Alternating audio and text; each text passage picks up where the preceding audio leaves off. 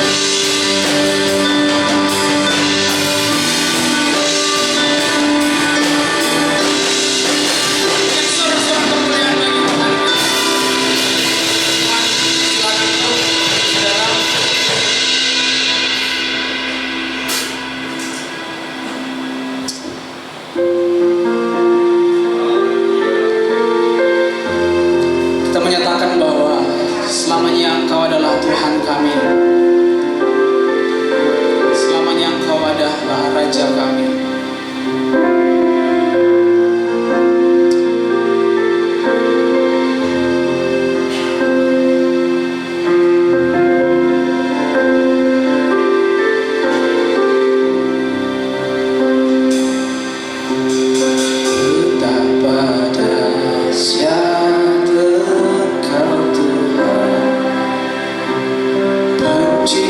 Segala yang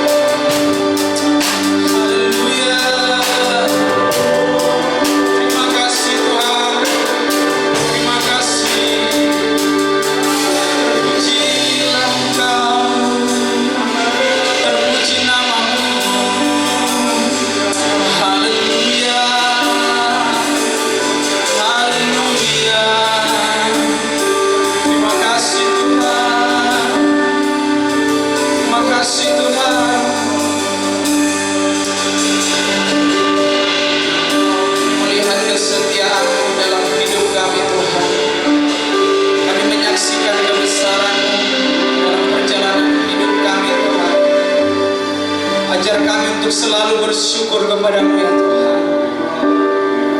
Tiada kata yang bisa lukiskan betapa indahnya karya-Mu dalam hidup kami, betapa luar biasanya kasih-Mu dalam hidup kami Tuhan.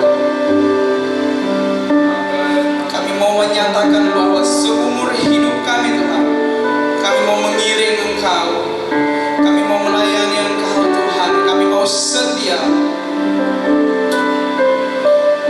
Haleluya. Terpujilah Tuhan. Terpujilah Tuhan.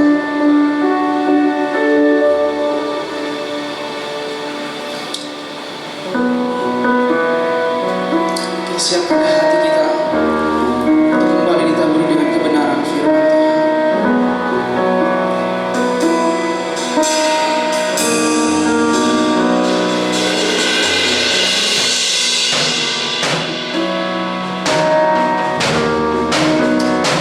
Amin. Kami perlu Engkau.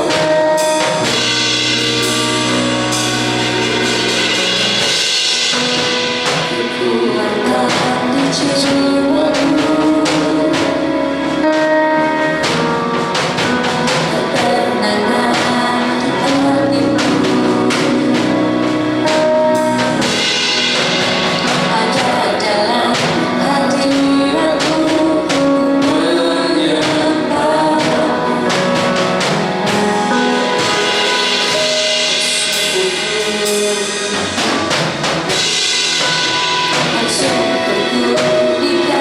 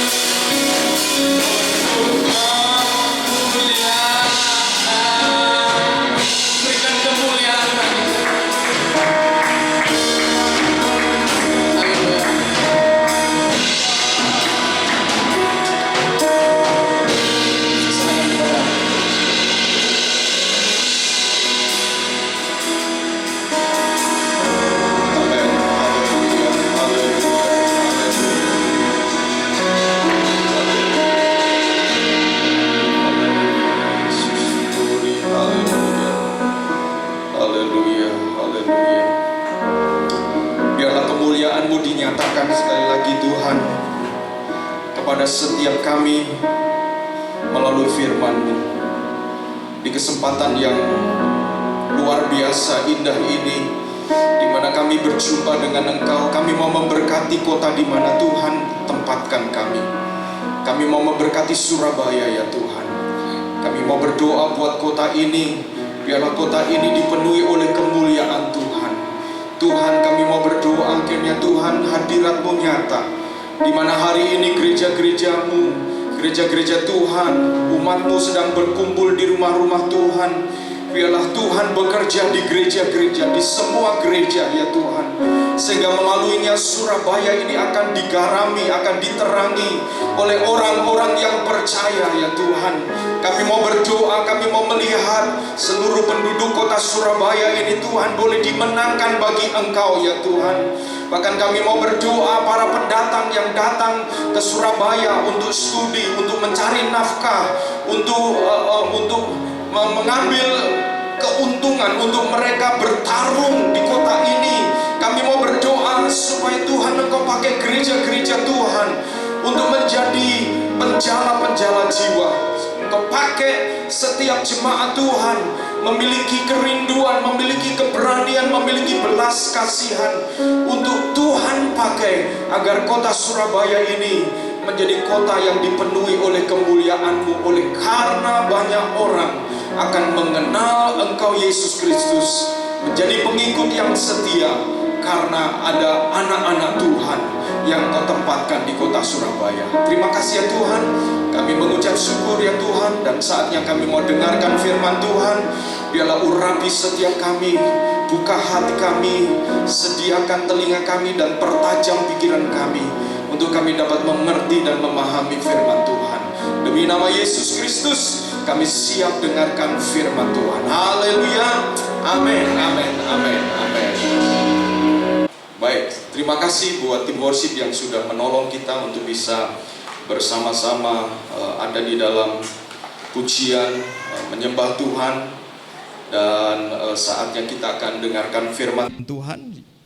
Saudara-saudara, tadi saya tergerak berdoa untuk kota Surabaya di mana kita berada, saudara-saudara, karena firman Tuhan mengajarkan kita untuk kita mendoakan kesejahteraan kota di mana kita berada. Karena apapun yang terjadi di kota itu, kita ikut ambil bagian, kita bisa juga terkena dampaknya ya, kita terkena dampaknya. Dan kesempatan pagi hari ini saya senang bisa bertemu dengan saudara-saudara. Apa kabar semuanya? Baik, sehat? Ya. Ini mulai pergantian musim, masuki musim panas, sehingga kalau siang cukup panas, malam relatif dingin ya, sehingga kita bagi yang daya tahannya kurang kuat bisa sakit ya, flu, batuk dan pilek begitu ya. Oke. Saudara-saudara, saya mengajak kita merenungkan firman Tuhan tentang Nuh. Ya, Nuh. Saudara-saudara, kalau berbicara tentang Nuh, ini bagi saudara yang sudah Kristen sejak kecil, ya, ketika bicara tentang Nuh, maka saudara-saudara, apa yang saudara teringat atau punya kesan dengan Nuh? Apa saudara-saudara? Nuh. Ya. Bahtera, ya. Air bah. Kalau Yunus ikan paus gitu biasanya. Ya. Nuh. Dan saudara-saudara, saya mengajak kita merenungkan tentang Nuh karena di dalam firman Tuhan Ibrani pasal 11, Nuh ternyata didaftarkan sebagai salah satu pahlawan iman. Dan tetapi untuk Nuh itu hanya satu ayat saja. Ayat yang ke-7 pasal 11. Nah, saudara-saudara, apa yang menonjol dari Nuh? Kalau saya melihat yang menonjol dari Nuh, apa sih yang menonjol dari Nuh, saudara-saudara? Bahteranya, oke. Ada film yang lalu itu tentang Nuh yang kemudian dimodernisasi begitu ya. Dan coba melihat, memvisualisasi pergumulan Nuh lewat film tersebut. Bagaimana dia dianggap gila, bagaimana dia ngaco ngomongnya, dianggap wah ngarang kamu gitu ya saudara-saudara. Tapi kalau kita perhatikan, salah satu yang menonjol dari Nuh itu adalah kesetiaannya menantikan penggenapan visi dari Tuhan. Ya. Kesetiaannya menantikan penggenapan visi dari Tuhan. Dia mendapatkan visi membangun Bahtera pada umur 500 tahun. Ketika dia berumur 500 tahun, dia mendapatkan visi, mendapatkan perintah membangun Bahtera. Membangunnya di atas bukit. Dan kemudian dia tekun dan setia membuat Bahtera itu serta menanti kapan visi atau janji Tuhan itu digenapi, saudara-saudara. Dan ternyata kapan janji Tuhan itu digenapi? Janji Tuhan digenapi pada waktu Nuh berumur 600 tahun, saudara-saudara. Berarti berapa tahun dia menunggu itu? 100 tahun kurang lebih. Ada yang mengatakan mungkin sekitar ya antara 90 tahun sampai 100 tahun. Dan saudara, tentu dia tidak membangun Bahtera itu selama 100 tahun. Ya. Logikanya tidak mungkin dia membangun Bahtera itu 100 tahun. Kemungkinan dia membangun Bahtera kalau dia dibantu oleh anak-anaknya ya bisa 10 tahun mungkin begitu ya, ngumpulkan, mengeringkan dan lain sebagainya. Dan kalau katakanlah dia selesai membangun Bahtera itu 10 tahun, dan saudara, dia harus memelihara Bahtera itu selama sisa sampai penggenapan tentang janji Tuhan itu berarti kurang lebih 80 tahun atau 90 tahun. Bayangkan saudara, dia bertahan dengan janji Tuhan, dengan visi dari Tuhan, terus menerus sampai pada hari di mana janji itu digenapi.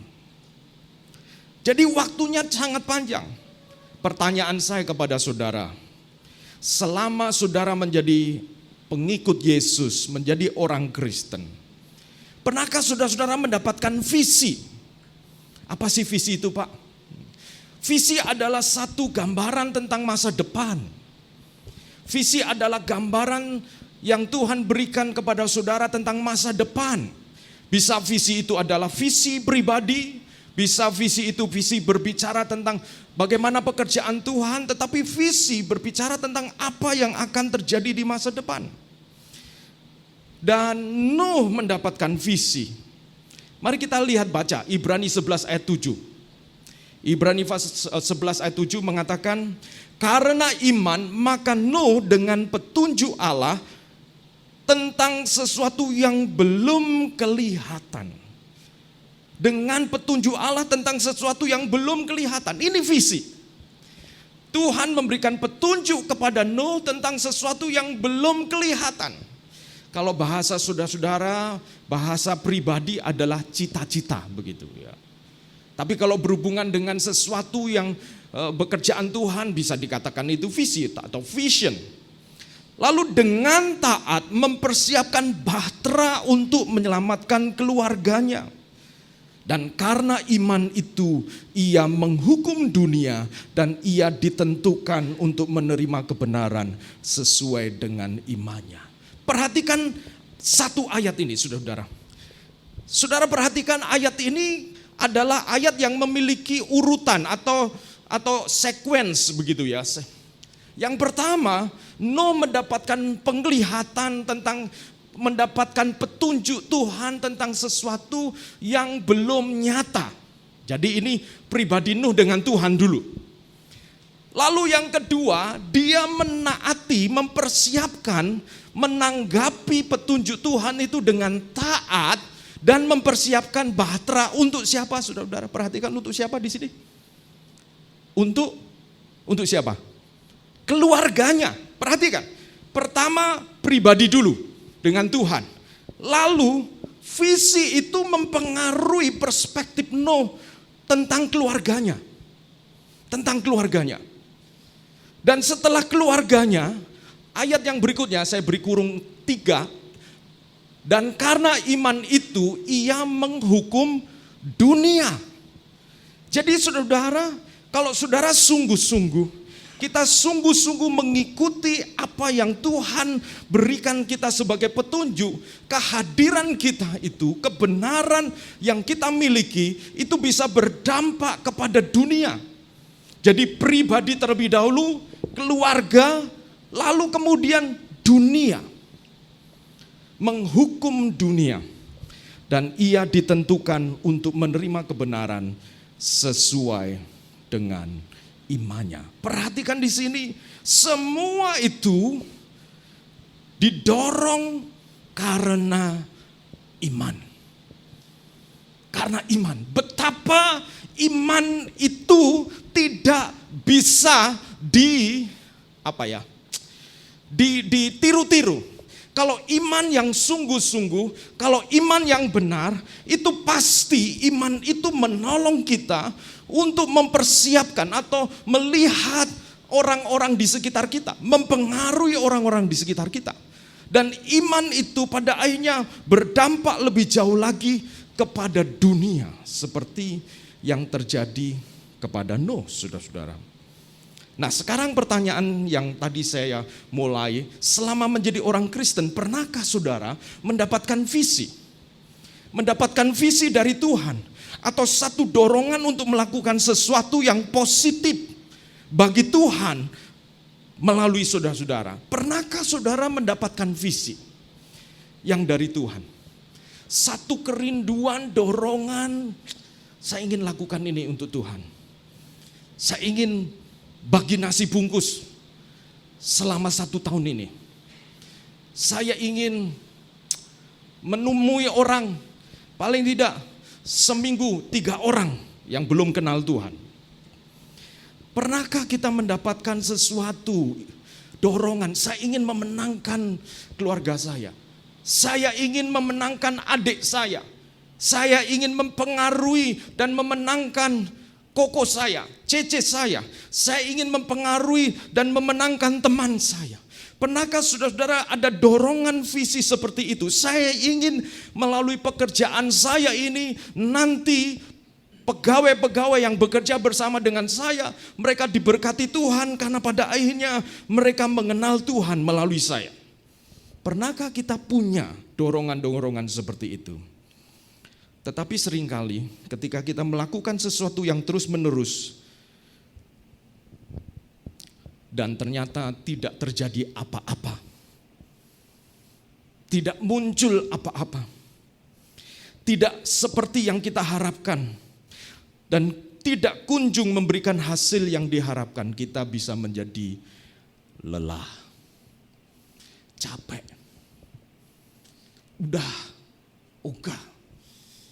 Kita ingin berhenti melakukan yang positif itu. Dan melupakan serta mulai melakukan sesuatu yang positif. Tetapi itu untuk diri sendiri karena kita sudah lelah melakukan sesuatu untuk orang lain. Dan kita mungkin bisa merasa telah terlalu banyak membuang waktu untuk Tuhan.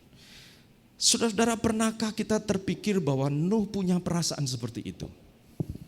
Bahwa Nuh bisa saja dia merasa lelah.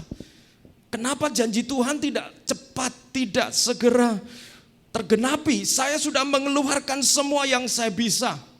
Semua yang saya punya. Koneksi. Kalau saudara membaca di dalam kitab Petrus, 1 Petrus, di situ dikatakan bahwa Nuh memberitakan penghakiman Injil ini kepada orang-orang. Berarti saudara, dia bukan hanya bekerja membangun perahu atau bahtera, tetapi dia juga memberitakan supaya orang percaya kepada apa yang dia sebut sebagai visi. Saudara pernahkah berbagi visi, saudara-saudara? Baik tentang pekerjaan atau tentang pelayanan. Pernahkah saudara berbagi visi? Berbagi visi itu menyenangkan. Tetapi menjalani visi itu, itulah yang berbeda ya saudara-saudara, itu berbeda. Nah, kita perhatikan di sini, saudara-saudara, mari kita perhatikan bahwa ternyata Nuh menjadi seorang Nuh ini tidak mudah. Tidak mudah. Dan saya pikir ini waktu yang tepat untuk kita bicara tentang Nuh. Karena penantian itu melelahkan kita. Perkara yang kita lakukan berulang-ulang dan ternyata tidak membawa hasil, membuat kita ingin berhenti dan melakukan yang lain. Kita merasa bahwa Tuhan mungkin itu bukan saya, mungkin ada orang lain. Nuh adalah seorang yang bekerja untuk Tuhan dan seorang yang dipakai oleh Tuhan. Nama dan imannya masih terus disebutkan sebab memang dia menginspirasi kita untuk memiliki iman dan keteguhan seperti dia. Saudara-saudara, Nuh adalah satu-satunya orang yang menyaksikan bagaimana bumi ini dipenuhi oleh air dan setelah itu Tuhan tidak pernah melakukannya lagi. Dia the only person, dia satu-satunya orang yang menyaksikan bagaimana bumi yang diciptakan oleh Tuhan itu kemudian dipenuhi oleh air. Dan pada waktu itu unimaginable, sesuatu yang tidak terbayangkan itu dialami oleh Nuh. Itu berarti Nuh seorang yang istimewa. Saya percaya saudara-saudara di dalam konsep Nuh ini, saya percaya bahwa Tuhan bisa pakai saudara-saudara untuk waktu-waktu tertentu.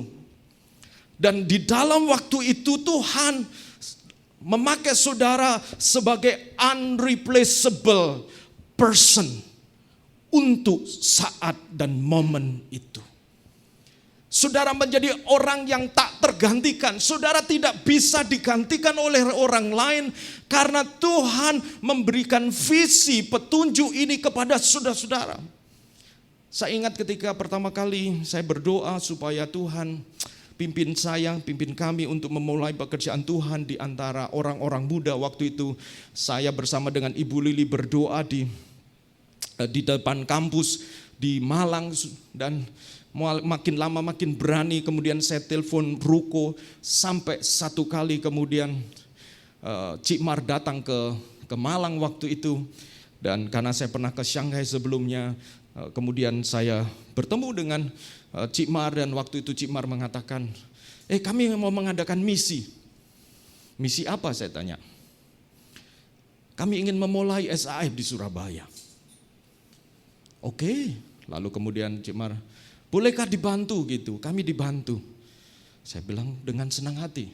Saya sejak beberapa bulan sebelumnya tanpa pernah mendengar informasi ini, saya sedang merindukan untuk memulai satu pelayanan di antara orang-orang muda. Mengapa?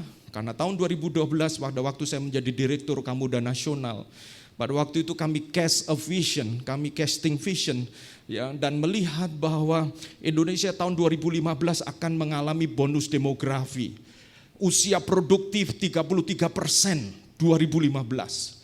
Sehingga kemudian saya berpikir, kalau begitu ini adalah waktu di mana gereja Tuhan itu harus siap menerima orang-orang muda. Harus siap melihat kesempatan orang-orang yang produktif supaya mereka mengenal Tuhan dan mereka dipakai oleh Tuhan. Dan saudara-saudara, bonus demografi ini terus berlangsung. Tahun 2030 kemungkinan Indonesia akan jumlah populasi usia produktif itu sekitar 63%. Dan itu berarti sekitar 200-an juta lebih usia produktif, saudara-saudara. Dan waktu itu tahun 2012 saya berumur 40 tahun. Saya berumur 40 tahun dan saya merasa kayaknya agak telat ya kalau saya memulai sekarang ini ya. Tapi kemudian saya berdoa, bergumul dan pada waktu itu SAF baru akan ibadah pertama hari Minggu, kemudian saya layani saudara-saudara. Tetapi begini saudara-saudara, yang saya ingin katakan bahwa seperti Nuh yang Tuhan pakai pada zaman itu, pada era itu untuk menyaksikan bagaimana Tuhan menyatakan murkanya kepada bumi sehingga Tuhan meliputi dengan air bah. Selama 100 tahun emang Tuhan tidak punya orang lain untuk Tuhan pakai, saudara. Selama 100 tahun emang Tuhan tidak punya orang lain. Saya yakin mungkin Tuhan punya pandangan tentang orang lain, tetapi karena Nuh tetap setia, Nuh tidak menyerah, Nuh tetap percaya bahwa apa yang menjadi visi petunjuk Tuhan bagi dia satu kali pasti digenapi. Percayakah saudara bahwa saudara punya momen, punya musim yang unreplaceable, yang tidak bisa digantikan oleh orang lain? Hanya ada dua jalan. Saudara dan saya tetap setia, atau berikutnya kemudian kita akan menyesal. Karena pada musim itu kita kemudian mundur dan kita lari, saudara. Tetapi puji Tuhan, Nuh tetap setia, menantikan waktu Tuhan. Nah, kita akan belajar beberapa hal dari Nuh. Yang pertama, Nuh seorang yang biasa dengan iman yang luar biasa. Nuh mengalami suatu pengalaman yang istimewa yang saya sampaikan tadi. Dia melihat bumi dipenuhi oleh air bah. Belum pernah hujan sebelumnya, tetapi kali itu kemudian ada hujan. Jadi satu peristiwa yang istimewa. Saya mau tanya kepada saudara-saudara, ini saudara-saudara yang sebelumnya sudah di SAF berapa, mungkin sejak awal di SAF. Adakah pengalaman-pengalaman istimewa yang kau alami sebelumnya, yang saudara yakin bahwa kalau saudara tidak ke SAF, saudara tidak akan punya pengalaman itu? Adakah? Saudara pikirkan, adakah itu? Supaya kita mengerti bahwa Tuhan itu serius. Tuhan itu tidak sedang main games dengan kita untuk kemudian Tuhan membuat kita sibuk, Tuhan membuat kita repot for nothing, untuk sesuatu yang sia-sia. Saya percaya saudara bahwa ada peristiwa-peristiwa yang istimewa yang saudara alami, dan kalau saudara akan mengingat kembali peristiwa itu, saudara akan tahu bahwa Tuhan punya maksud dan punya rencana melalui setiap saudara-saudara. Amin. Nuh seorang yang biasa dengan iman yang luar biasa. Saudara perhatikan, Nuh bukan seorang Superman yang memiliki kekuatan super sehingga dia dapat pengalaman yang luar biasa itu. Nuh bukan Superman, saudara-saudara. Nuh adalah seorang yang biasa seperti saudara dan saya. Saudara, kalau kita lihat orang-orang yang dipakai oleh Tuhan, apakah mereka orang-orang yang extraordinary, orang yang luar biasa? Tidak, mereka orang biasa. Seperti saudara dan saya. Perhatikan ini. Di dalam Kejadian pasal 5 ayat 28, dikatakan, setelah Lamek hidup 182 tahun, ia memperanakkan seorang anak laki-laki. Nuh seorang yang dilahirkan, biasa kan? Dilahirkan di tengah keluarga biasa. Saudara dan saya dilahirkan di tengah keluarga biasa. Dia orang biasa. Lalu kemudian Nuh diberi nama yang mengandung harapan dari orang tua, sama seperti saudara dan saya. Ketika orang tua saudara memberi nama kepada saudara-saudara, punya harapan. Coba perhatikan di dalam ayat 29 Kejadian pasal 5. Dan memberi nama Nuh kepadanya, katanya, anak ini akan memberi kepada kita penghiburan dalam pekerjaan kita yang penuh susah payah di tanah yang telah terkutuk oleh Tuhan. Lamek melihat melalui Nuh, mereka akan dihibur oleh karena dosa manusia pada Kejadian pasal 3, di mana manusia telah mengalami kutuk sehingga mereka harus bersusah payah untuk bekerja. Tetapi Nuh akan memberikan penghiburan.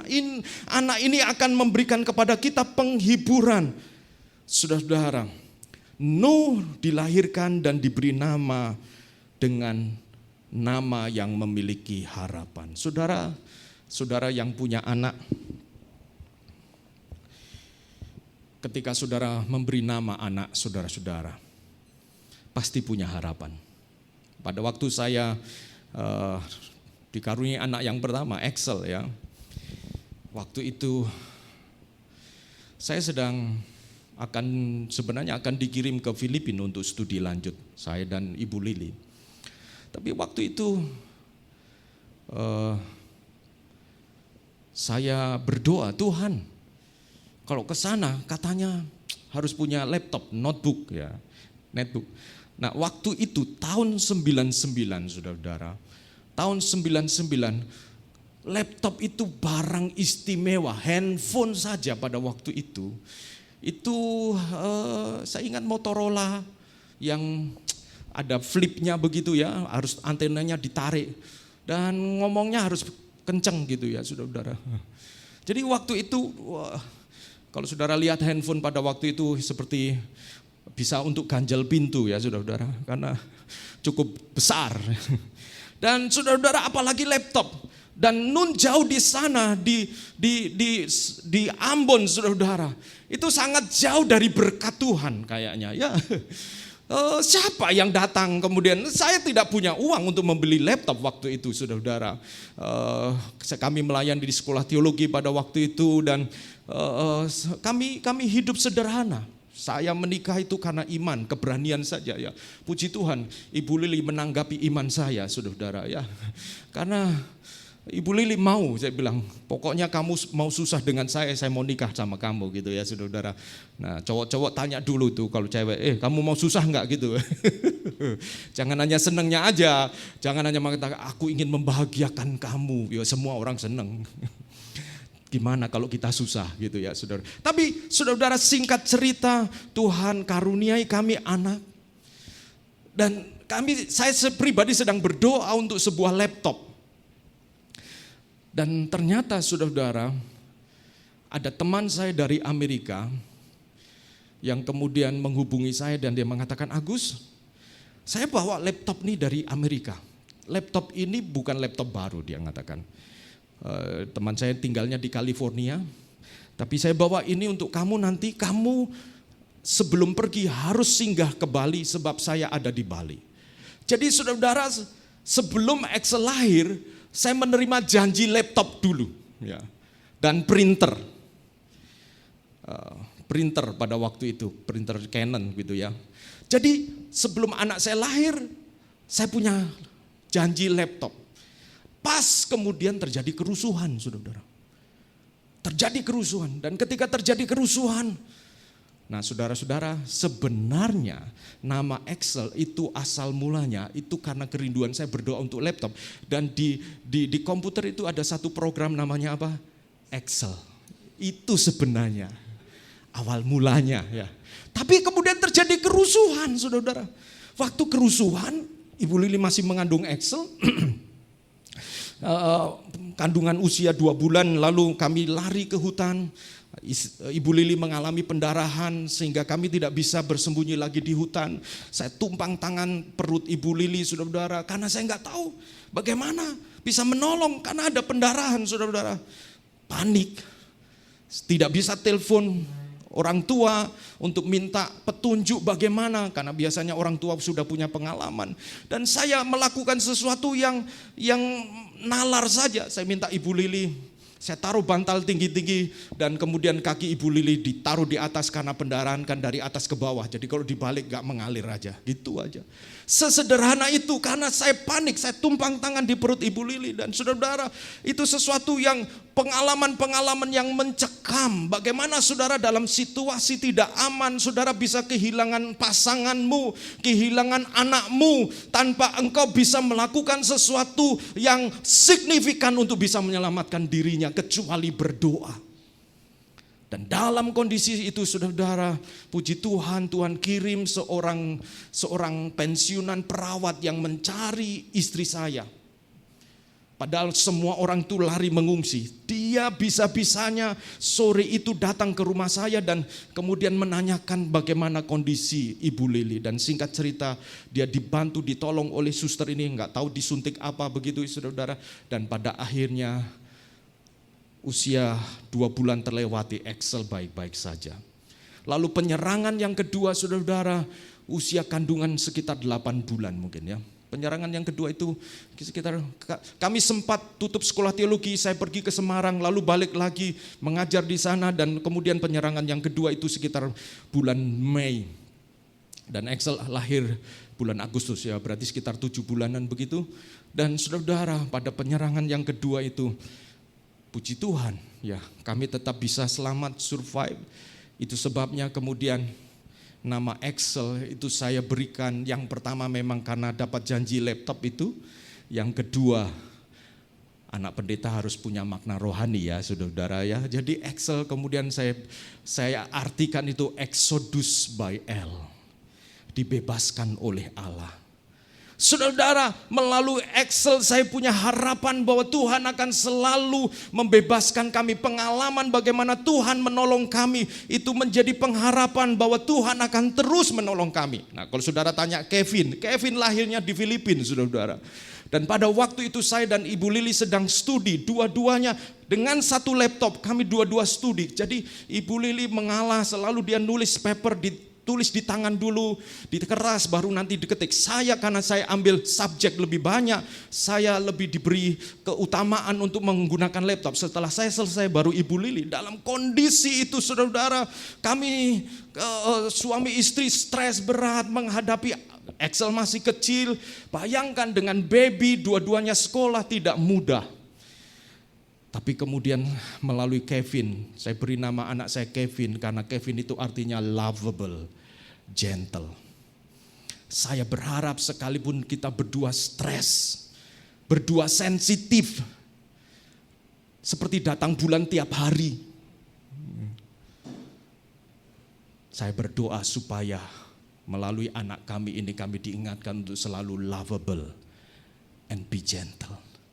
Saudara-saudara, Nuh pasti orang tua mereka itu tahu betapa kerja keras karena mengalami kutuk oleh karena dosa. Itu sebuah pekerjaan yang luar biasa berat. Lamek bekerja keras, dan ketika muncul Nuh, dia punya pengharapan dengan mengatakan anak ini akan menjadi penghiburan buat kita di tengah susah payah bekerja di negeri, di tanah yang dikutuk ini. Saudara-saudara perhatikan, semua orang tua punya harapan dengan anak-anaknya, dan ini menunjukkan bahwa Nuh orang biasa seperti saudara dan saya. Kira-kira orang tua saudara memberi nama saudara-saudara, harapannya apa?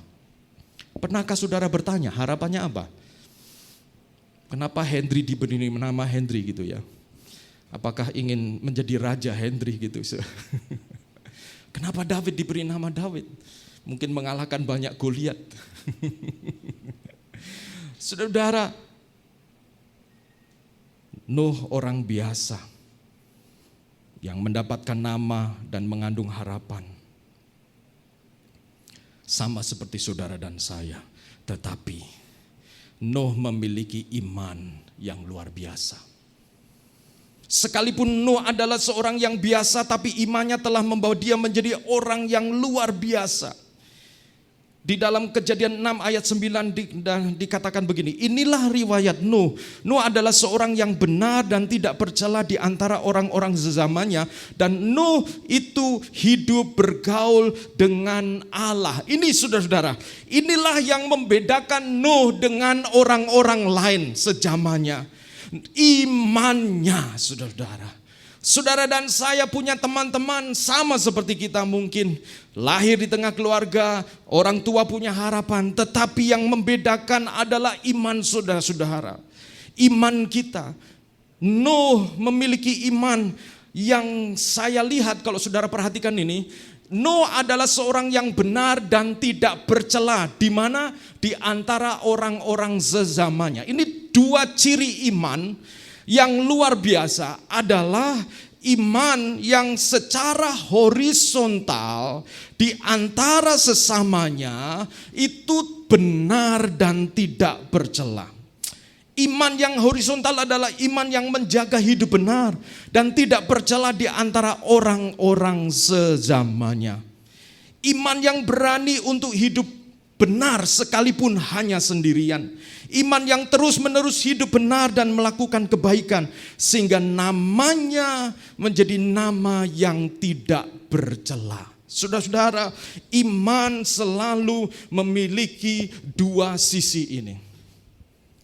Yaitu iman yang benar dan membuat orang itu tidak bercela. Orang itu namanya harum. Orang itu dikenal baik. Iman yang benar adalah iman yang secara horizontal akan mempengaruhi orang-orang di sekitar kita. Dan yang kedua, saudara, dan Nuh itu hidup bergaul dengan Allah. Iman yang kedua, iman yang sama adalah iman yang mendorong kita untuk bergaul dengan Allah, dekat dengan Allah. Nonsen kalau seorang yang mengatakan beriman tetapi dia tidak mau dekat dengan Tuhan, tidak mau bergaul dengan Tuhan, mungkin bisa dijalani, tetapi imannya menjadi iman yang so-so, sedang-sedang saja. Bukan iman yang luar biasa. Makanya saudara-saudara, betapa saudara-saudara dan saya, kadang-kadang kita ketemu orang-orang yang baik. Tetapi saudara-saudara, saudara harus tahu bahwa kadang-kadang menjadi baik itu melelahkan. Menjaga hidup tidak bercela itu melelahkan, saudara-saudara. Kadang-kadang kita kemudian menjadi lelah dan bisa jadi kita kemudian lama-lama malah munafik, saudara-saudara. Di depan orang baik, tetapi sesungguhnya ada praktek-praktek yang kita lakukan yang tidak baik. Itu sebabnya iman yang kedua vertikal mendorong kita untuk bergaul dengan Tuhan, karena hanya Tuhan yang mampu mengerti, mengetahui isi hati kita dan menegur saudara dan saya. Dua hal ini harus terus-menerus terjadi. Iman yang vertikal adalah iman yang menggerakkan kita untuk bergaul dekat dengan Tuhan. Itu sebabnya ketika Nuh kemudian mendapat visi dari Tuhan, maka saudara-saudara, bagaimana Nuh bisa mendapat visi dari Tuhan? Karena Nuh bergaul dengan Allah. Nuh bergaul dekat dengan Tuhan. Nuh akrab dengan Tuhan. Keakraban tidak bisa dibangun satu kali. Keakraban hanya bisa dibangun secara rutin dan konsisten serta berkali-kali. Kita hidup di tengah arus dunia yang mempengaruhi kita untuk tidak hidup benar, untuk kompromi, untuk punya iman yang ala kadarnya, iman yang ya pokoknya orang Kristen lah. Ya pokoknya saya nggak berbuat jahat kepada orang lain. Ya pokoknya saya, kalau kamu tidak mau ditipu ya jangan menipu. Ya, saudara-saudara, banyak orang terjebak di dalam iman yang sifatnya hanya iman yang transaksional. Iman yang jual beli, saudara-saudara. Ya saya hidup baik supaya saya dapat baik. Saya memberi supaya saya dapat diberi, saudara-saudara. Saudara-saudara, kita perhatikan bahwa iman yang seperti ini lama-lama bisa rontok. Iman yang bercela-cela dikit gak apa-apalah. Iman yang nanggung gak apa-apalah. Iman yang tidak fanatik gak apa-apalah. Saudara-saudara, perhatikan, tapi iman yang luar biasa adalah iman yang mendorong kita untuk mengasihi dan menyenangkan Tuhan dengan hidup benar dan secara aktif menjadi berkat bagi orang lain, dan iman yang mendorong kita untuk dekat dengan Tuhan sampai kita akrab dengan Tuhan.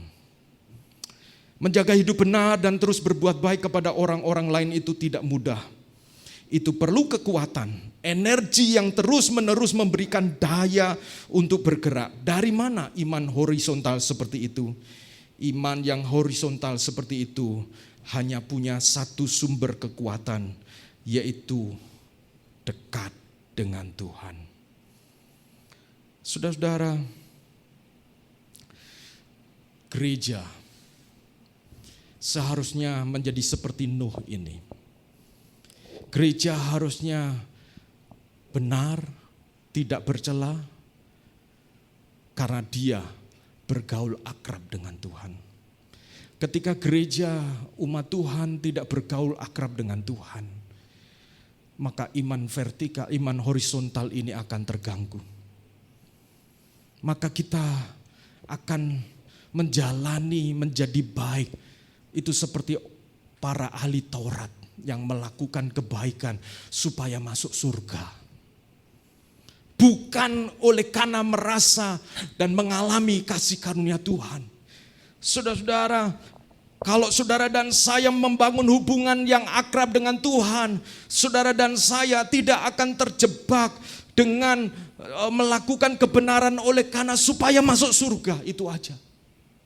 Karena iman seperti itu adalah iman sebelum Yesus Kristus datang. Orang Farisi, orang-orang ahli Taurat, mereka berbuat baik karena mereka yang pertama supaya mereka bisa disebut sebagai orang yang benar dan suci. Dan pada akhirnya ujung-ujungnya Yesus menegur mereka. Karena kemudian Yesus melihat bahwa mereka malah kehilangan kasih. Yesus mengatakan, engkau menaruh beban yang engkau sendiri tidak dapat pikul.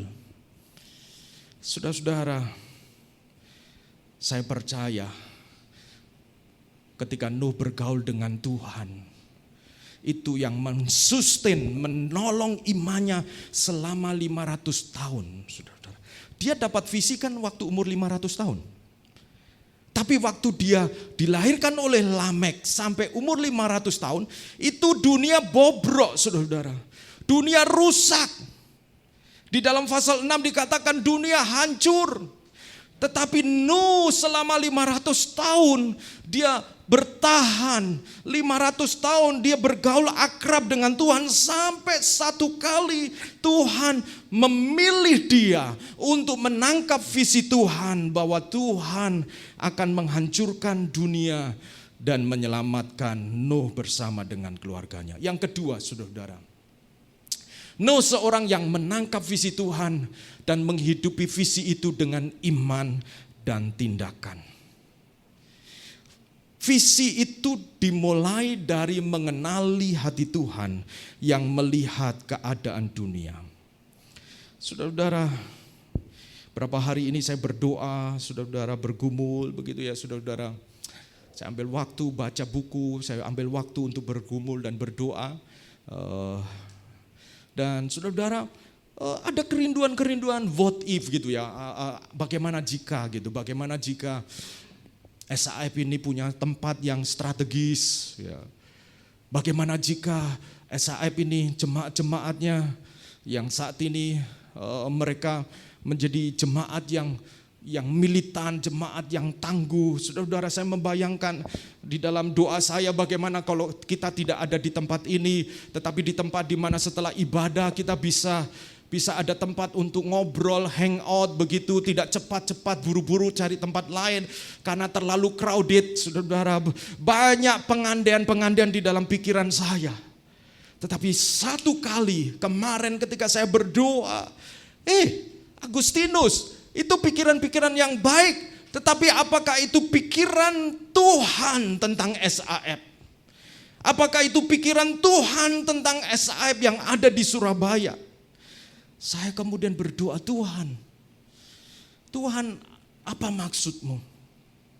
Melalui kebenaran firman Tuhan ini saya mendapatkan jawaban bahwa visi itu bukan dimulai dari mimpi-mimpi kita tentang kemuliaan, glory yang dipikirkan oleh manusia. Visi itu dimulai dari mengenali hati Tuhan yang melihat keadaan dunia. Saudara perhatikan, Kejadian 6 ayat 11 dikatakan, adapun bumi itu telah rusak di hadapan Allah dan penuh dengan kekerasan. Di hadapan Allah, saudara-saudara, bagaimana menurut saudara-saudara Allah memandang kota Surabaya ini? Bagaimana hati Tuhan dengan kota Surabaya? Bagaimana hati Tuhan melihat pasangan-pasangan yang kemudian mereka mengalami persoalan rumah tangga? Pasangan-pasangan yang kemudian pada akhirnya mereka bercerai.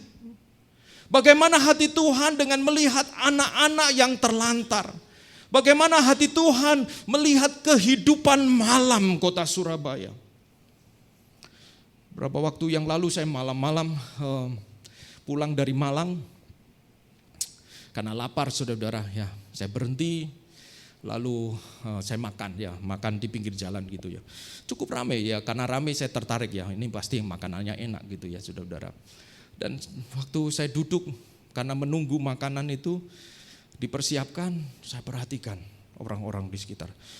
Ini ada cewek-cewek muda begitu ya, malam-malam pakai baju seperti itu gitu ya. Saya belum pernah di Surabaya ya, karena waktu itu mungkin sekitar jam 11 malam ya dari Malang gitu ya. Saya kalau pulang di rumah nggak ada makanan jadi saya berhenti. Dan waktu selama menunggu makanan saya dipersiapkan saya mengamati saudara. Wow. Ini kota Surabaya kalau malam. Hati Tuhan bagaimana ya. Dan disitulah saudara-saudara visi yang benar. Itu dimulai dari kita mengenal hati Tuhan. Bukan tentang mimpi-mimpi, mungkin fasilitas itu nanti mengikuti. Tapi bagaimana hati Tuhan. Mungkin saudara punya kenalan, saudara punya teman, saudara punya saudara. Saudara bagaimana mengetahui bahwa hidup mereka hancur. Baik karena narkoba, karena pergaulan bebas, karena selingkuh, macam-macam saudara-saudara. Dan itu terjadi di Surabaya ini saudara-saudara. Tidakkah Tuhan menangis melihat itu semua? Tidakkah Tuhan menangis melihat, bisa jadi melihat saya Agustino seolah nothing happen. Keluar masuk kota Surabaya dan menjalani hidup, belanja, tanggal muda, terima gaji, belanja, senang-senang dan itu saja. Dan merasa bahwa oke, saya sudah melayani Tuhan. Tetapi sesungguhnya melayani Tuhan adalah mengenali hati Tuhan. Kalau saudara mengenali hati Tuhan, saudara-saudara berapa waktu yang lalu di mahasiswa, di antara mahasiswa ya, diceritakan bagaimana mereka satu kamar minum mabuk sampai kemudian sampai tumpah-tumpah saudara-saudara. Dan waktu saya mendengar itu ya kami memberikan pesan, kalian jangan ikut-ikut. Tetapi Tuhan melihat mereka tentu bukan dengan marah. Tuhan melihat mereka dengan belas kasihan. Visi yang sesungguhnya yang saudara dan saya harus tangkap adalah apa yang kita bisa lakukan di kota di mana kita ada. Karena satu kali bisa jadi kita tidak ada di sini lagi, bisa jadi kita tidak kenal dengan orang itu lagi. Saudara, beberapa kesempatan di Surabaya ini saya melayani berbagai macam, dan waktu saya mengetahui situasi-situasi itu hati saya hancur. Saudara, tangkap visi Tuhan ini dengan cara mengenali hati Tuhan untuk teman-teman kita, untuk Surabaya. Kalau hanya kita berpikir menambahkan jumlah jemaat, kita itu bisa tertekan, saudara. Karena sesungguhnya yang Tuhan tak mau adalah kita kenali hatinya. Kita kenali dirinya. Untuk mengetahui hati Allah kita harus bergaul dekat dengan Tuhan melalui jam-jam doa kita. Yang berikutnya, visi merupakan keputusan dan rancangan Tuhan yang ujungnya untuk menyelamatkan umat manusia. Berfirmanlah Allah kepada Nuh, aku telah memutuskan, Kejadian 6 ayat 13, untuk mengakhiri hidup segala makhluk. Sebab bumi telah penuh dengan kekerasan oleh mereka. Jadi aku akan memusnahkan mereka bersama-sama dengan bumi. Visi adalah suatu firman Allah yang berisi keputusan Tuhan. Bagaimana kemudian keputusan itu dijalankan. Tuhan berkata, aku akan memusnahkan, tetapi aku minta engkau membangun bahtera. Dan bagaimana caranya, langkah-langkahnya, visi yang dari Tuhan itu diawali dari keputusan, dan Tuhan akan menolong kita untuk mengikuti langkah-langkahnya.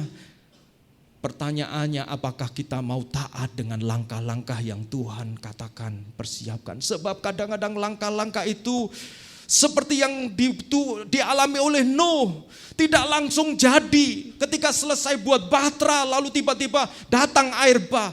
Perlu 100 tahun untuk sampai pada waktunya Tuhan menggenapi janjinya, saudara-saudara. Saya minta saudara-saudara berdoa dan terus dukung pelayanan di sini. Kami sedang menggumuli misalnya pelayanan mahasiswa. Ya, puji Tuhan. Kemarin saya minta tolong Raymond ke UNESA. Kebetulan ada lomba-lomba. Ya puji Tuhan, Yohana jadi panitia di sana supaya bisa kenal, saudara-saudara. Kenal. Dan kenapa, saudara-saudara? Kita enggak tahu akan ketemu siapa, tetapi itulah keputusan Tuhan. Kalau kita enggak pernah bergerak, enggak akan terjadi apa-apa.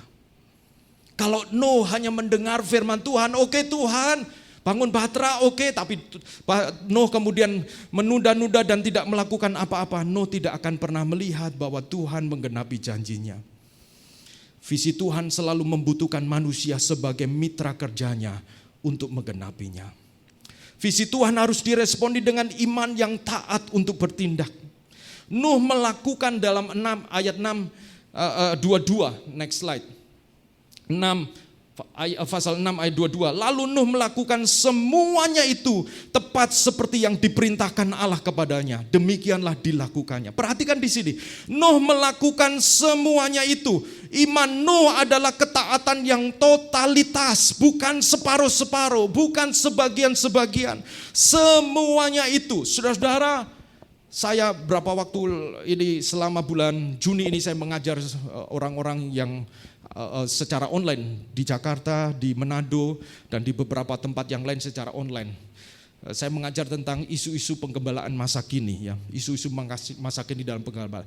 Dan salah satu isu yang ada di dalam generasi ini adalah isu tidak mau berkomitmen penuh, terikat dalam long term. Kenapa? Karena di dalam penelitian ada yang disebut the FOMO, fear of missing out. Jadi takut nanti ketinggalan, ketakut nanti ada sesuatu, aduh udah saya terikat dengan komitmen ini. Sehingga komitmen dalam long term itu sebuah perjuangan, pergumulan, saudara-saudara. Dan kita mengalaminya, bukan, saudara-saudara? Dan itu terjadi di Amerika, saudara-saudara. Di Amerika mereka bergumul karena di Amerika salah satu ada 82% itu orang-orang di Amerika mengalami yang disebut biblical illiteracy, yaitu buta Alkitab. Mereka pikir kutipan-kutipan itu dari Alkitab. Ada orang yang memberikan survei dengan mengatakan, Tuhan akan menolong orang yang mau menolong dirinya sendiri. Itu terdapat di mana? Jawabannya 82% mengatakan Alkitab. Padahal Alkitab nggak pernah ngomong begitu, saudara-saudara. Saudara-saudaraku, kita pikir semua sedang baik-baik saja.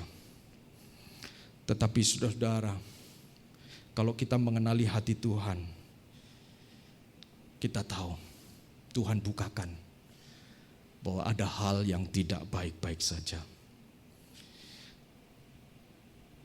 Next, visi Tuhan selalu menuntut harga yang harus dibayar. Harga yang harus dibayar. Saudara-saudaraku, saya mau akhiri dengan satu kisah. Next slide, tolong. Nah ini dia. Timothy Keller. Ada Timothy di sini ya. Timothy Keller Dia sudah meninggal dunia tahun lalu 2023. Seorang gembala, seorang penulis, seorang apologet yang luar biasa, menulis banyak buku. Saya baca buku-bukunya dia. Dan karena saya sedang menggumuli tentang doa, saya baca bukunya dia tentang doa, dan saya temukan kisah ini, saudara-saudara. Pada waktu tahun 2002,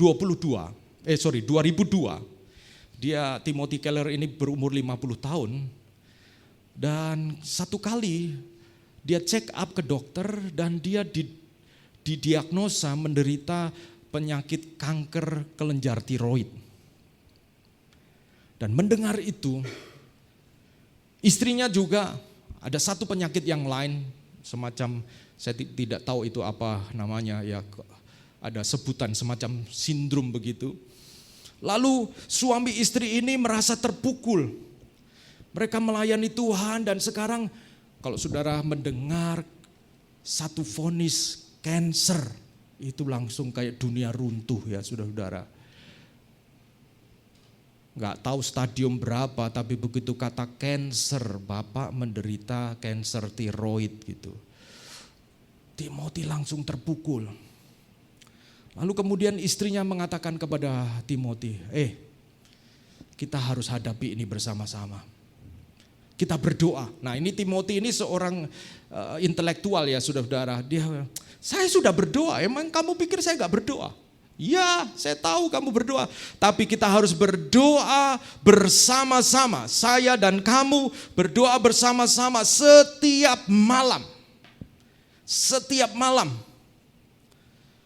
Lalu Timothy mengatakan, Bu, saya berdoa, saya hamba Tuhan, saya pendeta, saya berdoa. Lalu istrinya mengatakan begini, bayangkan, andai kata kamu divonis sakit dan satu-satunya cara kamu sembuh, kamu survive dari sakit itu adalah kamu minum pil sebelum tidur, 1 kali sebelum tidur. Tiap malam sebelum tidur kamu harus minum pil. Apakah kamu akan terpikir melewatkan 1 malam pun tanpa minum pil? Karena kalau kamu tidak minum pil itu kamu akan mati. Iya, pasti saya tidak akan melewatkan untuk minum pil. Itu hal yang sama. Kamu pikir saya juga akan bisa melewati penyakit saya? Saya perlu kamu dukung saya dan saya akan dukung kamu. Sejak hari ini tiap malam kita harus berdoa seperti minum pil itu. Dan akhirnya saudara-saudara, hamba Tuhan ini Timothy mengikuti apa yang disampaikan istrinya. Mereka berdoa bersama-sama, suami istri. Kesepakatan bersama-sama. Seperti istrinya menyampaikan petunjuk dari Tuhan yang belum kelihatan. Dan akhirnya mereka berdoa bersama-sama. Kadang-kadang saudara-saudara suami istri ini ketika mengalami masalah, kita punya pembagian kerja. Lu atasi itu ya, gua kerja. Lu pikirkan itu. Saudara-saudara, saya mau katakan ada kuasa kesepakatan. Ketika istrinya bernama Kathy Keller, bersama dengan Timothy tiap malam mereka berdoa, sampai akhirnya kemudian Timothy disembuhkan. Sembuh dari kanker tiroid. Tapi kira-kira sekitar 4 tahun lalu, ketika Timothy berumur 69, jadi sudah sampai 69 tahun ya. Timothy berumur 69, dokter menemukan ternyata dia kena kanker pankreas. Dan kali ini dokter mengatakan kepada Timothy bahwa this is uncurable, tidak bisa disembuhkan. Dokternya sudah ngomong secara langsung ya, mungkin kalau barat begitu ya, kamu akan mati dalam beberapa waktu ini. Pada waktu itu Timothy mengatakan, dulu waktu saya umur 50 tahun, I can survive, it's okay, with my God, dengan Tuhan saya akan survive. No, dokter mengatakan, kamu akan mati. Dan waktu itulah dia sadar bahwa apa yang dikatakan dokter ini serius. Memang serius, tetapi seringkali kan kita ini denial ya. Kita ini, gak apa-apa lah, inilah.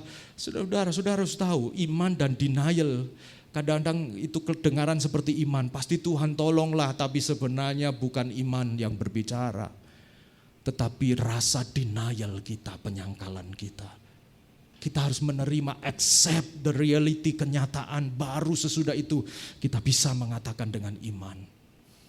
Dan akhirnya ini yang dikatakan, Timotius akhirnya memutuskan berdoa pagi dan malam setiap hari untuk berperang melawan penyakit kansernya. Dan kemudian dia berkata begini, prayer is the only entryway into genuine self-knowledge. Doa adalah satu-satunya pintu untuk kemudian mengalami pengenalan pribadi secara genuine, tulus. It is also the main way we experience deep change. Itu adalah juga jalan utama untuk kita mengalami perubahan yang mendalam. The reordering of our lives. Di mana kasih kita itu disusun ulang, mana yang utama, mana yang prioritas, itu disusun ulang ketika kita berdoa. Prayer is how God give us so many of the unimaginable things He has for us. Doa itu adalah bagaimana Tuhan memberikan kepada kita banyak hal yang kita belum bisa bayangkan, yang Dia sediakan bagi setiap kita. Indeed, prayer makes it safe for God to give us many of the things we most desire. Dan melalui doa, Tuhan itu bisa mempercayakan sesuatu yang luar biasa karena saudara dan saya mencari Dia. Tuhan akan mempercayakan perkara-perkara besar kepada mereka yang berdoa. Sebab apa? Hanya orang yang berdoa, yang mau menghabiskan waktu untuk sesuatu yang dia tidak yakin atau dia tidak tahu bagaimana itu tergenapi, saudara. Kenapa? Karena kita berdoa. Kalau saudara kerja atau kerja betulkan kursi, kerja apa, itu saudara akan lihat setelah 1 jam, saudara akan lihat wujudnya. Tapi doa, saudara melihat wujud apa, saudara? Saudara tidak bisa melihat apa-apa. Tapi disitulah, untuk orang-orang seperti itulah Tuhan akan mempercayakan perkara-perkara yang paling dirindukan. It is the way we know God. Itu adalah cara kita mengenal Dia. The way we finally treat God as God. Amin. Cara di mana kita melihat Tuhan, memperlakukan Tuhan sebagai Tuhan. Kadang-kadang Tuhan hanya sebagai konsep. Oh puji Tuhan, haleluya. Tapi itu konsep. Karena ketika kita mengalami kesulitan, kita tidak lari kepada Tuhan, kita tidak bertanya kepada Tuhan, kita lari ke tempat yang lain dulu. We don't treat God as God. Kita tidak memperlakukan Tuhan sebagai Tuhan ketika kita tidak berdoa, saudara. Prayer is simply the key to everything we need to do and be in life. Doa adalah sebenarnya kunci untuk segala sesuatu yang kita perlu lakukan dan bagaimana kita akan menjadi seperti yang Tuhan inginkan. We must learn to pray. We have to. Doa-doa kita adalah kunci menantikan Tuhan untuk bekerja. Di akhir khotbah saya ini, saya ingin menantang saudara-saudara. Gereja ini membutuhkan prayer warrior. Gereja ini membutuhkan orang-orang yang mau berperang melalui doa. Di dalam penelitian, buku-buku yang meneliti, saudara, kalau di Amerika itu ada konsultan gereja. Ada seorang yang bernama Tom Rainer. Dia meneliti dan dia melihat kesamaan semua gereja yang mengalami kebangkitan. Di dalam gereja itu ada para pendoanya. Prayer warrior. No seorang prayer warrior. Itu sebabnya dia bisa bertahan 100 tahun. Untuk bisa satu kali menyaksikan bahwa Tuhan itu tidak pernah lupa dengan janjinya. Mari kita datang kepada Tuhan. Saya minta pemain musik maju ke depan. Kadang kalau saya ambil waktu untuk doa puasa, Ibu Lili selalu bertanya, ada apa? Kok puasa? Ya kadang-kadang dipikir kalau puasa itu selalu harus ada masalah gitu ya saudara-saudara. Saya bilang enggak, saya mau puasa karena saya mau memprioritaskan waktu ini. Saya percaya bahwa Tuhan itu, Allah kita adalah Allah yang hidup. Amin saudara-saudara. Saudara mungkin punya persoalan dan saudara melihat itu tidak pernah mengalami perubahan. Saudara memberikan nasihat, saudara memberikan ini itu. Pertanyaan saya, apakah saudara pernah berdoa tanpa henti untuk hal itu?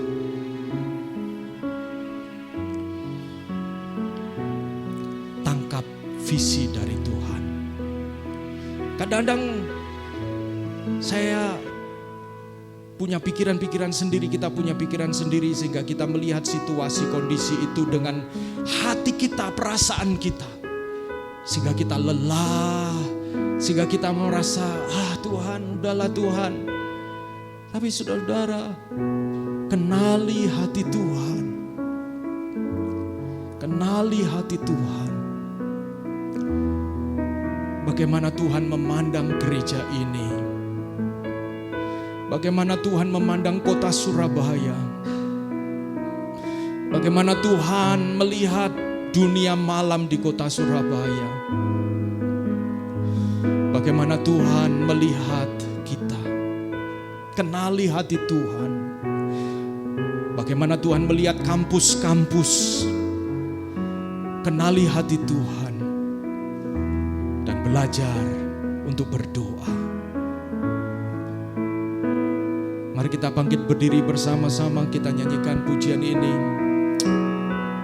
Dengan apa akan ku balas? Oh syukur. Haleluya, haleluya, haleluya. Syukur.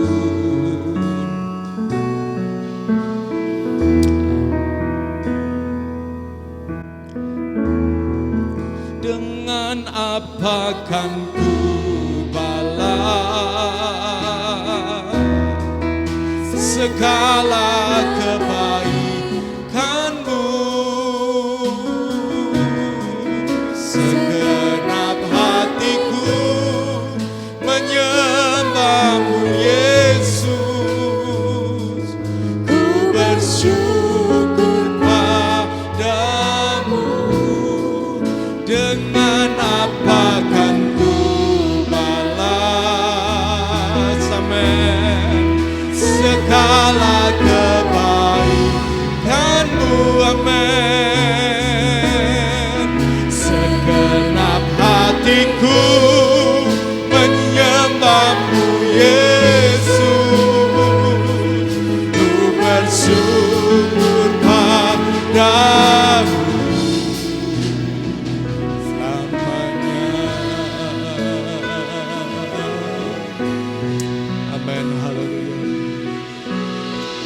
Syukur, haleluya, haleluya, haleluya, haleluya, haleluya.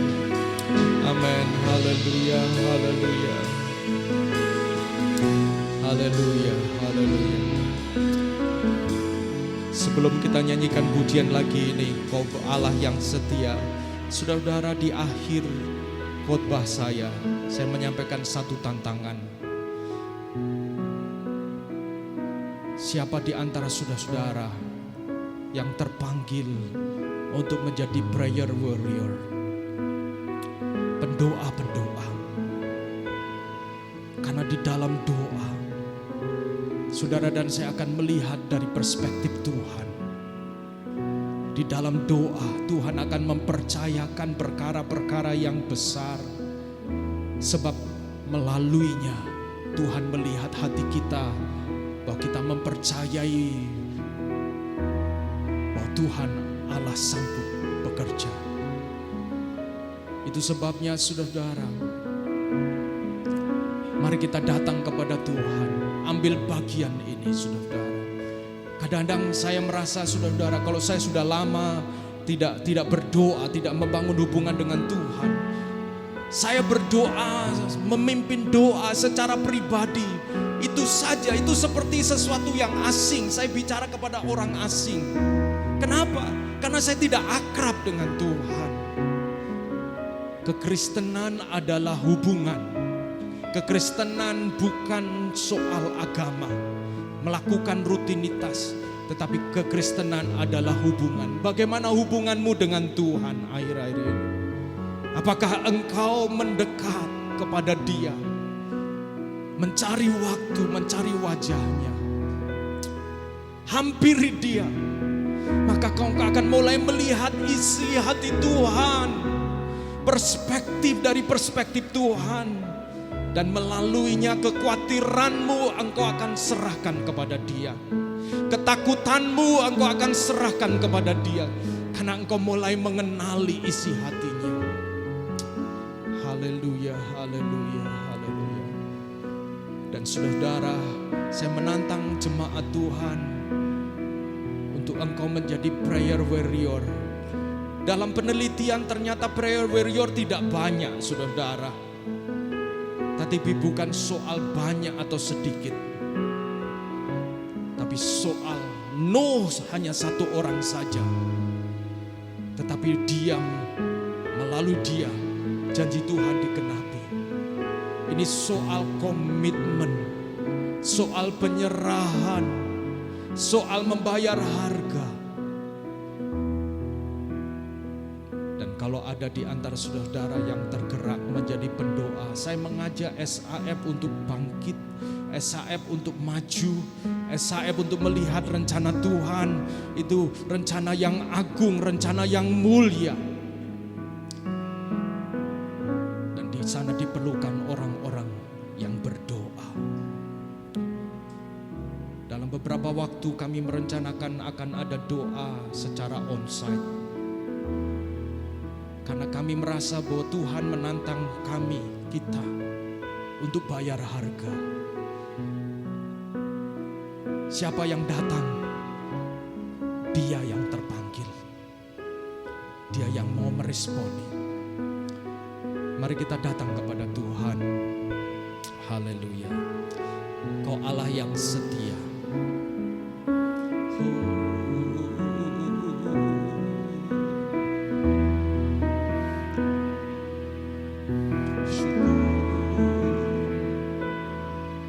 Kau Allah yang setia. Bapa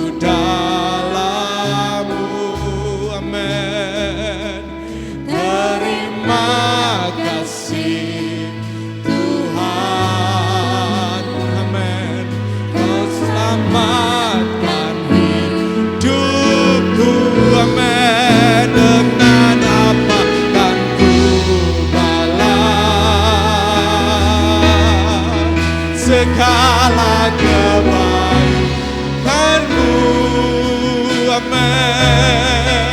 Segenap hatiku, amin, menyembah. Mari semua Dia, haleluya, haleluya, amin. Oh, dengan apa akan kubalas, amin, haleluya, amin, amin. Segala kebaikan-Mu, amin. Segenap hatiku menyembah-Mu, Yesus. Ku bersyukur padamu dengan apa, amin, haleluya. Apa yang kita bisa balas untuk kebaikan Tuhan. Kenali hatinya, masuk lebih dalam bersama di dalam hubungan dengannya. Amin, mendekat kepada Dia untuk dapat menangkap hati Tuhan, menangkap visi Tuhan. Tunduk padamu segenap hatiku, menyembahmu Yesus. Ku bersyukur pada segenap hatiku, menyembahmu Yesus. Ku bersyukur padamu.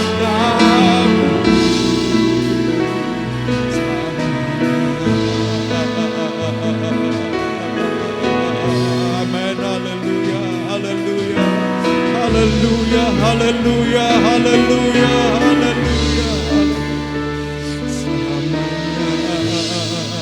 Amin, haleluya, haleluya,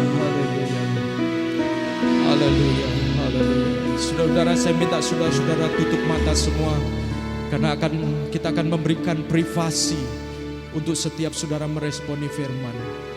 Saya merasa ada di antara saudara-saudara yang merasa mungkin seperti Nuh yang sudah membangun bahtera, tapi tidak kunjung melihat bahwa Tuhan menjawab doa saudara-saudara. Tidak melihat bahwa ada tanda-tanda Tuhan akan mencurahkan hujannya. Sehingga saudara-saudara mulai merasa bahwa kayaknya sia-sia bahtera yang saya bangun ini. Kayaknya ya udahlah, nanti aja kalau sudah dekat mungkin. Saudara merasa tawar hati. Hatimu menjadi tawar. Bisa ini untuk pelayanan, bisa untuk pekerjaanmu, bisa untuk rumah tangga, bisa untuk engkau secara pribadi. Bisa apa saja konteksnya. Di mana engkau sebelumnya melakukan hal-hal yang positif, hal-hal yang baik, tetapi kemudian engkau menjadi tawar hati. Engkau menjadi tawar hati. Adakah di antara engkau yang sedang berada pada posisi ini, hatimu menjadi tawar? Kalau ada, saya mau berdoa buat saudara-saudara. Sebab dengan hati yang tawar, engkau lama-lama akan merasa kosong. Engkau akan merasa cepat lelah, cepat lemah. Dan disitulah pencobaan datang kepada kita dan kita dengan mudah dijatuhkan. Kalau ada di antara saudara-saudara yang sedang membutuhkan doa karena engkau sedang berada pada posisi hatimu menjadi tawar, engkau perlu Tuhan, engkau perlu jamaah Tuhan, saya minta engkau angkat tangan di hadapan Tuhan. Kalau ada, haleluya, haleluya, haleluya, haleluya.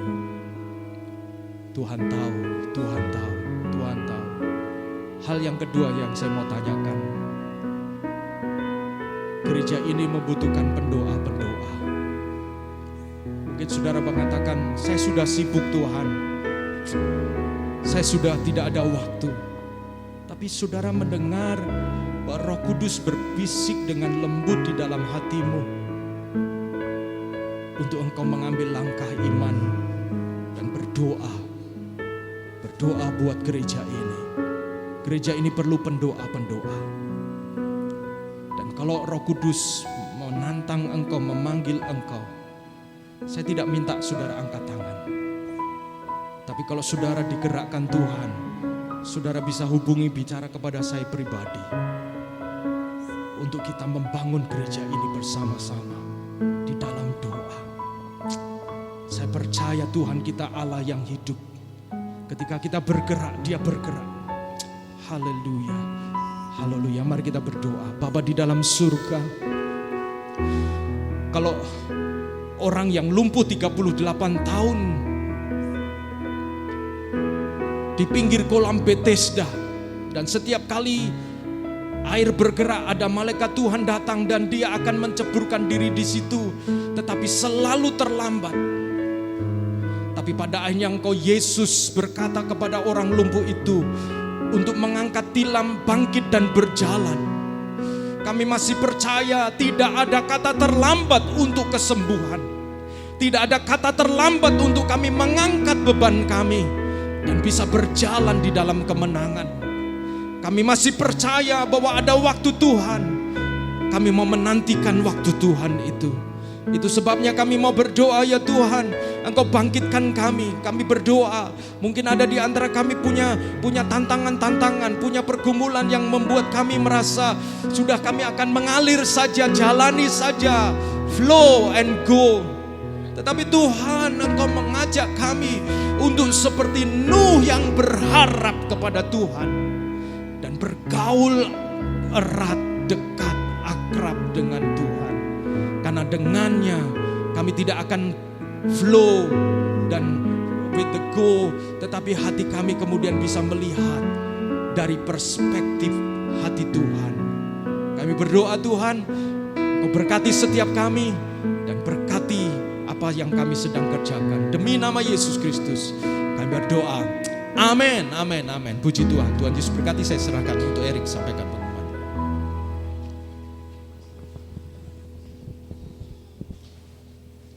Shalom semuanya. Terima kasih untuk Pak Agus untuk firman-Nya hari ini. Biarlah kita hari ini diingatkan kembali ya guys ya, bahwa kita harus punya visi juga seperti Nuh, tetap bertahan di dalam iman kita. Amin. Oke, sebelum kita mau membacakan, kita mau dengarkan pengumuman, mari kita siapkan hati, kita mau berdoa untuk kita mau memberikan yang terbaik untuk Tuhan kita. Mari kita berdoa. Bapa, kami mengucap syukur Tuhan untuk kebaktian pada pagi hari ini Tuhan, dan juga sebentar kami ingin memberikan Tuhan sebagian Tuhan dari apa yang kami miliki, berkat yang sudah Tuhan berikan untuk setiap dari kami. Biarlah Tuhan persembahan kami ini bisa digunakan untuk memperluas kerajaan-Mu saja Tuhan di bumi ini Tuhan, dan juga kami supaya bisa memberi dengan tulus hati Tuhan. Terima kasih Tuhan, kami siap untuk memberi persembahan kami pada pagi hari ini. Dalam nama Yesus kami berdoa dan mengucap syukur. Haleluya, amin. Ya, selagi kita memberikan ya, persembahan bisa diberikan melalui nomor rekening yang ada di depan ini, atau nanti kalau misalnya yang mau ngasih cash bisa ada di belakang, ada kotak persembahan. Selagi kita memberikan, saya kasih waktu, saya mau membacakan satu firman Tuhan di 2 Korintus 9 ayat 7 dan 8. Hendaklah masing-masing memberikan menurut kerelaan hatinya, jangan dengan sedih hati atau karena paksaan, sebab Allah mengasihi orang yang memberi dengan sukacita. Dan Allah sanggup untuk melimpahkan segala kasih karunia kepada kamu, supaya kamu senantiasa berkecukupan di dalam segala sesuatu, dan malah berkelebihan di dalam berbagai kebajikan. Oke. Terima kasih guys untuk persembahannya. Juga terima kasih juga saya mau sampaikan untuk tim pelayan Tuhan pada pagi hari ini. Terima kasih untuk pelayanannya, Tuhan Yesus memberkati. Juga untuk jemaat yang sudah datang pada pagi hari ini, kita senang banget kalau kita bisa beribadah bersama-sama. Kita kepingin untuk setiap minggu ya kita bisa bertemu, kita bisa saling mendengarkan firman Tuhan, bisa saling menumbuhkan juga satu dengan yang lain. Juga kita mau welcome kalau ada yang baru. Oh nggak ada ya, semua wajah-wajah yang sudah sering dilihat ya. Ya mungkin ini sign buat kita untuk bisa mengajak teman-teman kita, saudara kita mungkin, biar bangku-bangku yang kosong ini bisa terisi ya guys ya. Lalu untuk minggu depan kita akan Sunday service tetap akan ada di tempat ini guys. Juga untuk ini ya, yang punya anak bisa membawa anaknya untuk sekolah minggu. Sangat baik untuk kita bisa mengedukasi anak-anak kita untuk takut akan Tuhan sejak sangat dini. Ya guys ya. Ya jadi bisa diajak anak-anaknya untuk sekolah minggu. Jangan miss out sekolah minggu ya, karena itu penting banget buat pertumbuhan si kecil juga ya. Untuk hari Selasa kita nggak ada guys, karena hari Selasa kita akan ada rapat dan doa untuk pillars, dan nanti akan balik lagi mungkin Selasa berdepannya ya guys untuk more. Dan untuk hari Kamis kita akan ada KTB seperti biasa, ada di 3 tempat ya, di Barat 1, Barat 2 dan juga di Timur. Untuk lebih detailnya nanti bisa kontak via Instagram atau kontak ke teman-teman kita ya. Jadi biar kita bisa tahu mungkin lokasinya. Dan jangan lupa guys, kita mau bertumbuh lebih lagi di KTB kita, karena itu adalah salah satu fondasi untuk kita juga lebih kuat ya. Jadi kita tengah-tengah minggu di recharge lagi untuk kita bisa ber-KTB bersama. Oke, nah jadi itu aja guys untuk pemahaman hari ini. Jangan lupa untuk tetap setia melayani Tuhan, tetap setia untuk kita datang beribadah kepada Tuhan guys. Terima kasih, saya kembalikan ke Pak Agus. Makasih Erik. Saudara, rupanya di belakang dipersiapkan ada berkat Tuhan dari keluarga Stefan ya. Terima kasih, Tuhan Yesus berkati. Jadi jangan pulang saudara-saudara, untuk kita fellowship bersama dulu. Kita bisa bercerita satu dengan yang lain. Mari kita bangkit berdiri, kita akhiri ibadah kita.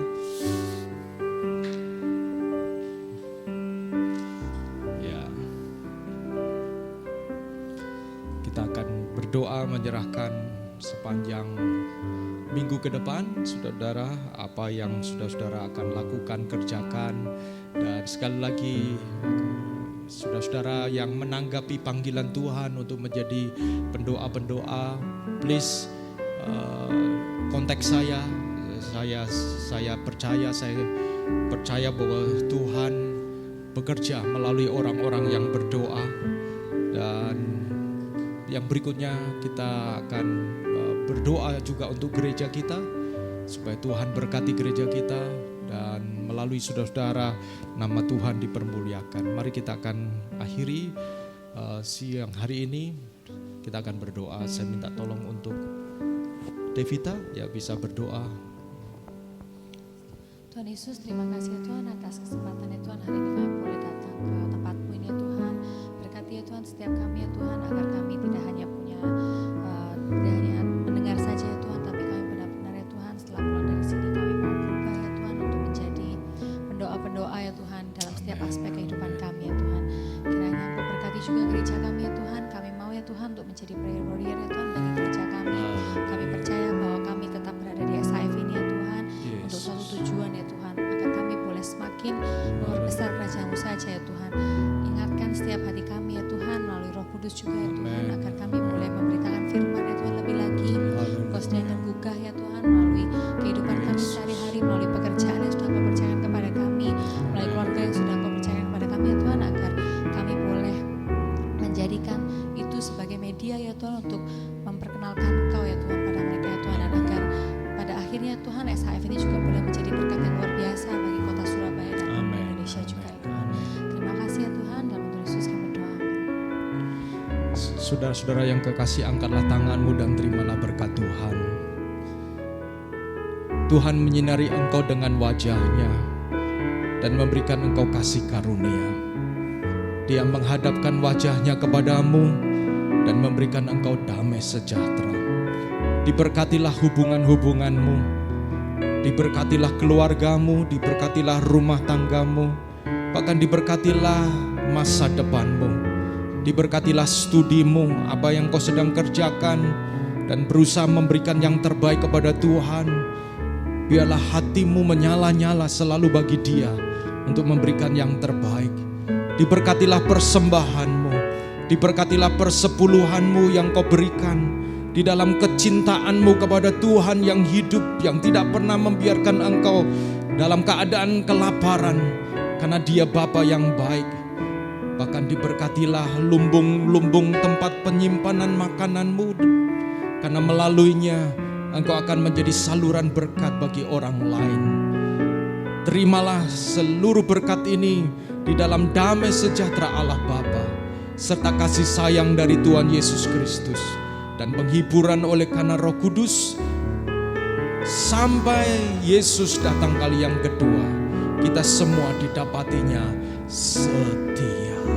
Amin, amin. Jadikan aku indah yang kepadamu mulia, Seturut karyamu di dalam hidupku, ajarku berharap hanya kepadamu. Tak ada setia